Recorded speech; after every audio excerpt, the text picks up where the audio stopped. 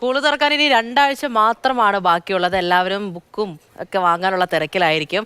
അപ്പോൾ തലസ്ഥാനത്ത് സ്കൂൾ വിപണി സജീവമായിരിക്കുകയാണ്. പോലീസ് സഹകരണ സംഘം ആരംഭിച്ച സ്കൂൾ ബസാറിൽ വലിയ തിരക്കാണ് അനുഭവപ്പെടുന്നത്. ബാഗുകൾ, കുടകൾ, പഠനോപകരണങ്ങൾ എന്നിവയ്ക്കെല്ലാം വലിയ വിലക്കിഴിവിലാണ് വിൽപ്പന.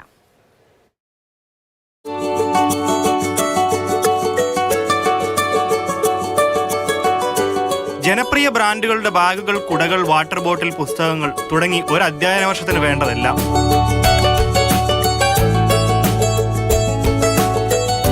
മുൻ വർഷത്തിന് വിപരീതമായി കൂടുതൽ സ്ഥലത്ത് കൂടുതൽ പഠനോപകരണങ്ങളാണ് വിൽപ്പനയ്ക്ക് ഒരുക്കിയിട്ടുള്ളത്. അതും കടകളിൽ ലഭിക്കുന്നതിനേക്കാൾ വിലക്കുറവിൽ.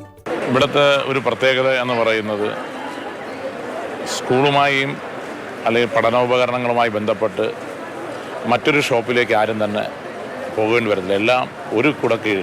രാവിലെ തുടങ്ങുന്ന തിരക്കാണ്. രാത്രി വൈകിയും ഈ തിരക്ക് തുടരും.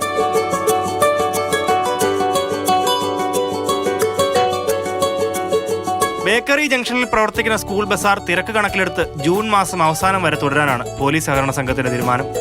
മാതൃഭൂമി ന്യൂസ്, തിരുവനന്തപുരം.